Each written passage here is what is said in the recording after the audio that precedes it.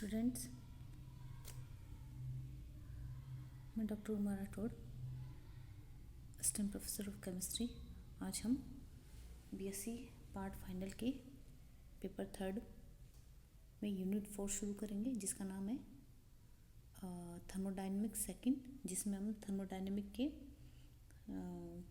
Second के बारे में थोड़ा सा इंट्रोडक्शन देखेंगे कि किसकी आवश्यकता क्यों पड़ी हमें, और साथ ही साथ कार्नोट साइकिल का अध्ययन करेंगे।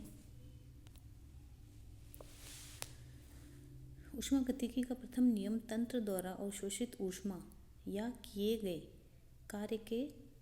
कार्य में संबंध बताता है, परंतु यह ऊष्मा के प्रवाह को यानी उसकी दिशा के बारे में कोई जानकारी नहीं बताता। यानी first law gives a certain relationship between the heat absorb and work done by a system in a given process, but it is silent about the direction of flow of heat. First law states energy of an isolated system remains constant during a specified change of state, but it does not tell about the spontaneity of a process of chemical changes, that is whether it is feasible. प्रथम नियम के अनुसार किसी भी जो विलगित तंत्र की अवस्था परिवर्तन में उसकी ऊर्जा स्थिर रहती है, परंतु यह नियम इस बात पर कोई प्रकाश नहीं डालता है कि अवस्था परिवर्तन स्वतः होती है या नहीं, या परिवर्तन संभव नहीं है या नहीं। तीसरा है कि प्रथम नियम के अनुसार यह एक प्रकार की ऊर्जा तुल्य मात्रा की दूसरे प्रकार की ऊर्जा में क्या है, परिवर्तित हो जाती है, परंतु यह नियम यह नहीं बताता कि ऊष्मा को बिना अन्यत्र परिवर्तित किए तुल्य मात्रा के कार्य में पूर्णता परिवर्तित नहीं किया जा सकता। इन सभी कमियों को दूर करने के लिए थर्मोडायनेमिक के जो सेकंड लॉ है उसको दिया गया है। थर्मोडायनेमिक के जो सेकंड लॉ है उसकी सहायता से ऊष्मा के प्रवाह की दिशा, रासायनिक प्रक्रियाओं के स्वतः होना, साम्य अवस्था प्राप्ति के लिए आवश्यक परिस्थितियों के बारे में जानकारी दी जा सकती है। द्वितीय नियम के द्वारा ऊष्मा की अधिकतम मात्रा जो कि कार्य में परिवर्तित होती है की गणना भी की जा सकती है। तो यह तो हुई हमारे सेकंड नियम की थर्मोडायनेमिक्स में सेकंड नियम की आवश्यकता। किसी भी निकाय में बिना किसी बाह्य साधन की सहायता से होने वाले प्रक्रम स्वतः या स्वाभाविक प्रक्रम कहलाते हैं।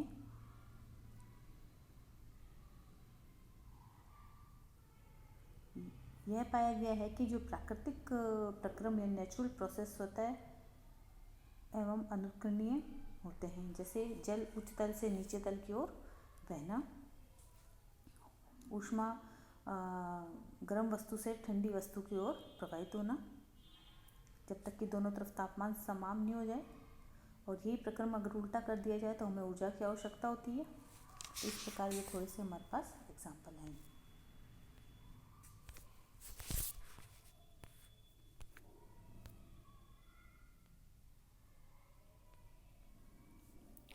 अब हम बात करते हैं ऊष्मागतिकी के द्वितीय नियम के विभिन्न कथन, यानी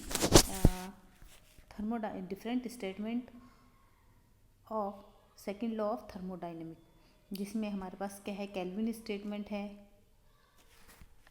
और केल्विन स्टेटमेंट है, और क्लॉसियस स्टेटमेंट है, प्लैंक स्टेटमेंट है, और थॉमसन स्टेटमेंट है। सबसे पहले उच्च ताप के जो केल्विन के आधार पर it is impossible to construct an engine which operating in a complete cycle will absorb heat from a single body and convert it completely into work without leaving changes in the working system।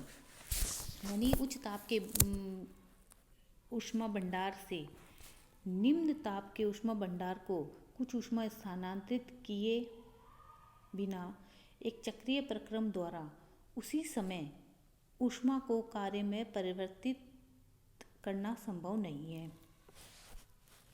या जो thermodynamic का जो second नियम है उसके अनुसार इसे इस प्रकार भी परिभाषित कर सकते हैं कि केवल एक ऊष्मा स्रोत से जुड़े एक तंत्र से एक चक्रीय प्रक्रम द्वारा सराउंडिंग पर कुछ कार्य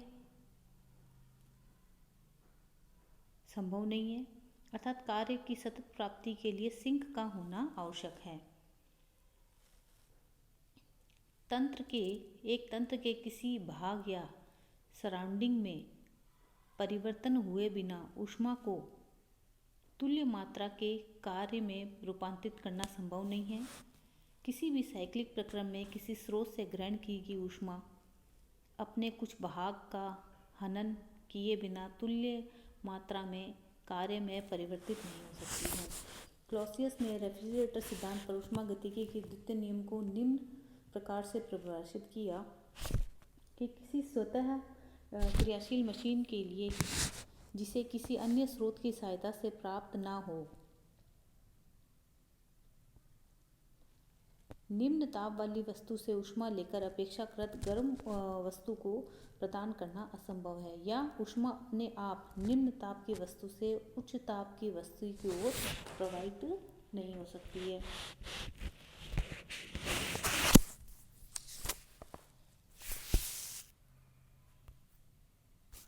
अब हम देखते हैं कार्नोट साइकिल।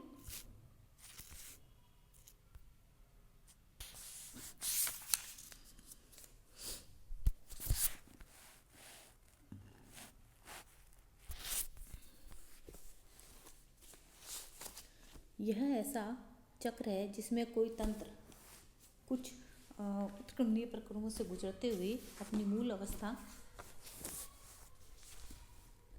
में लौट आता है, जैसे कि हम इस डायग्राम में देख सकते हैं। और फ्रांसीसी वैज्ञानिक कार्नो ने इस चक्र का अध्ययन किया था, इसीलिए इसका नाम कार्नोट साइकिल है। इसके द्वारा ऊष्मा को यांत्रिक कार्य में बदलने की युक्ति बनाई गई, जिसे ऊष्मा इंजन कहते हैं। अब ऊष्मा के अधिकांश कार्यों को कार्य में परिवर्तित करने के लिए कार्नो ने चक्रीय प्रक्रम का वर्णन किया है, जो कि कार्नो चक्र या कार्नो इंजन का आदर्श इंजन कहलाता है। इसमें हम एक गैसीय सिस्टम लेते हैं जिसमें क्या है, भारहीन और घर्षणहीन पिस्टन युक्त सिलेंडर में एक मोल गैस भरी हुई है। ये काल्पनिक ऊष्मा इंजन है जो कि दो ऊष्मा भंडार यानी रिजर्वायर के बीच में कार्य करता है। एक तो हमारा सोर्स होता है, एक हमारा होता है सिंक। यहाँ पे जो सोर्स को हम T2 मानते हैं और दूसरा है T1 जिसे हम सिंक की तरह कार्य करता है। वह तंत्र ऊष्मा भंडार या ऊष्मा कुंड यानी हीट रिजर्वायर कहा जाता है। इसका ताप तंत्र के प्रत्येक भाग में एक समान रहता है।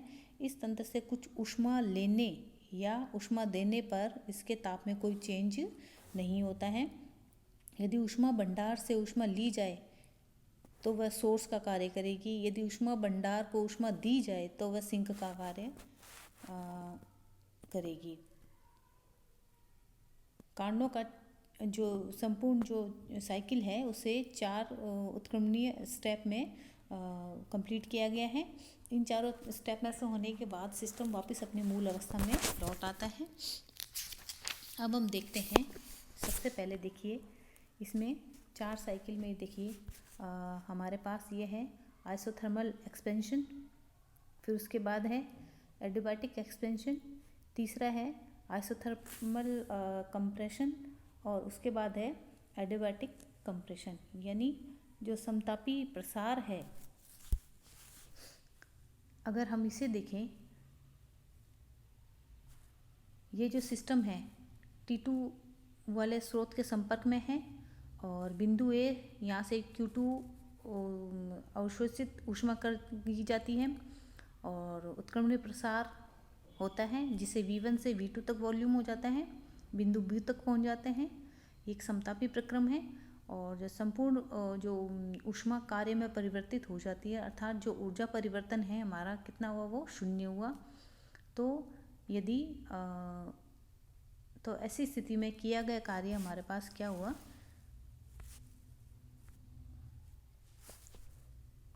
Q2, हम अगर फॉर्मूला लगाते हैं E बराबर Q plus W, E is equal to Q plus W, तो उसके अकॉर्डिंग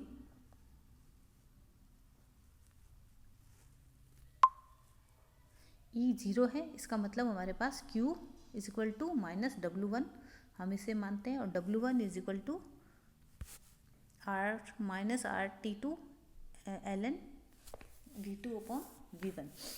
अब हम सेकंड पार्ट हम देखते हैं फिर से कि ये देखिए रुद्धोष्म प्रसार, यहाँ पर आयतन V2 से V3 में हो जाता है और प्रसार B से C तक हो गया है। क्योंकि इसमें ऊष्मा का आदान प्रदान नहीं होता तो Q बराबर 0 है, अतः Q बराबर 0 है, और ताप जो है हमारे पास घट जाता है।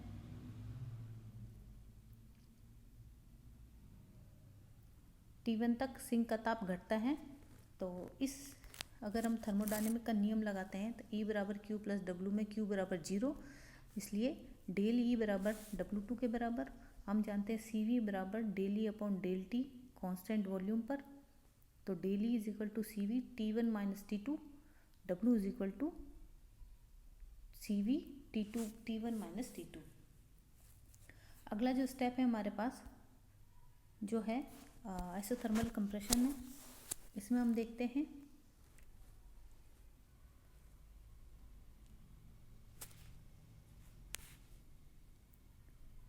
ये समतापी संपीड़न होगा। इसमें हमारे पास V3 से V4 तक बिंदु पहुंचेगा, और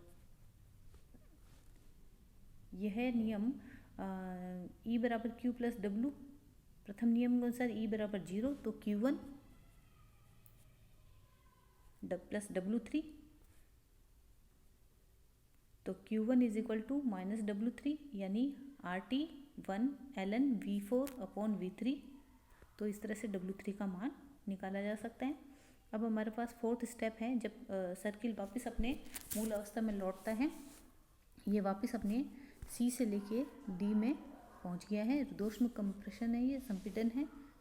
तो इसमें Q बराबर 0 रहेगा, तो E is equal to W के बराबर, तो डेल E बराबर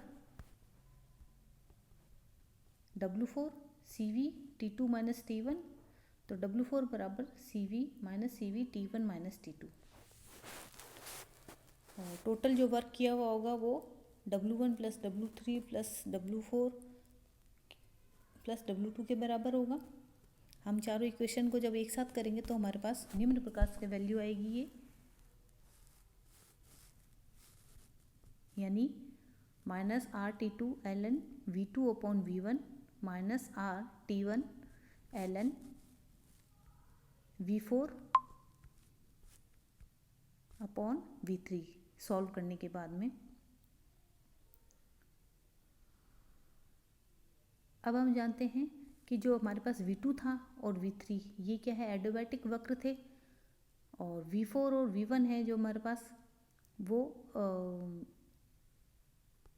प्रथम, ये तो V2 और V3 प्रथम एडियाबैटिक वक्र, और जो V4 और V3 या सेकंड रुद्धोष्म वक्र हैं। तो इसके अकॉर्डिंग T2 V2 की power gamma minus 1 is equal to T1 V3 की पावर गामा माइनस 1, और इसी तरह से V1 और V4 के लिए भी। तो इस समीकरण से हमें क्या मिला, V2 upon V1 is equal to V3 upon V4।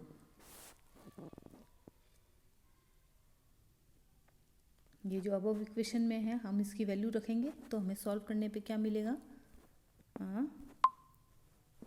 W is equal to minus R T2 minus T1 ln V2 upon V1। इस पूरे प्रक्रम में अवशोषित ऊष्मा हमारे पास Q है, तो Q is equal to Q1 plus Q2। अगर हम दोनों Q1 और Q2 का मान इसके अंदर अपने समतापी इससे प्रक्रम से रखेंगे तो हमारे पास Q की वैल्यू आएगी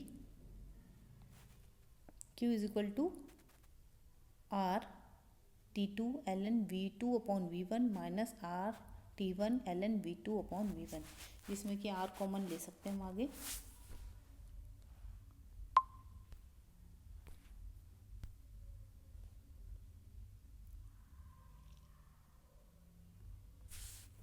अब हमारे पास जो Q की इक्वेशन मिली है और ऊपर से पहले हमारे पास W का मान जो प्राप्त हुआ था, इन दोनों समीकरणों के द्वारा हम यहाँ पे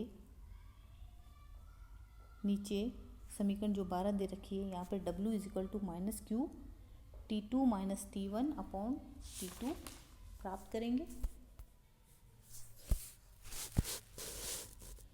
और जिसमें जो T2 minus T1 upon T2 इसकी वैल्यू क्या है हमारे पास 1 से कम रहेगी, और जो W है वो हमारे Q2 से कम रहेगा।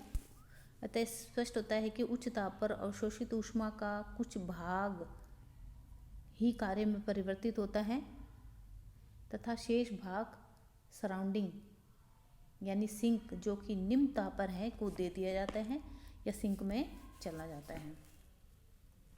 अब हम देखते हैं दक्षता, एफिशिएंसी ऑफ हीट इंजन, यानी किसी ऊष्मा इंजन में अवशोषित ऊष्मा का वह भाग जो कि तुल्य मात्रा के कार्य में रूपांतरित होता है, इंजन की दक्षता यानी नीटा कहलाता है।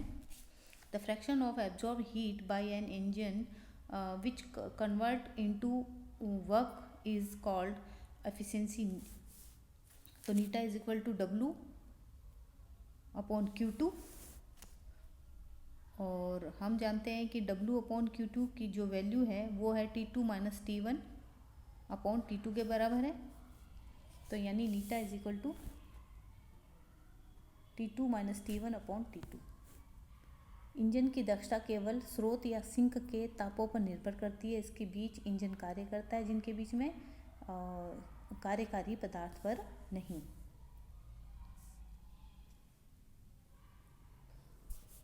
तो ये हमारे पास एफिशिएंसी ऑफ हीट इंजन है। Thank you, have a nice day.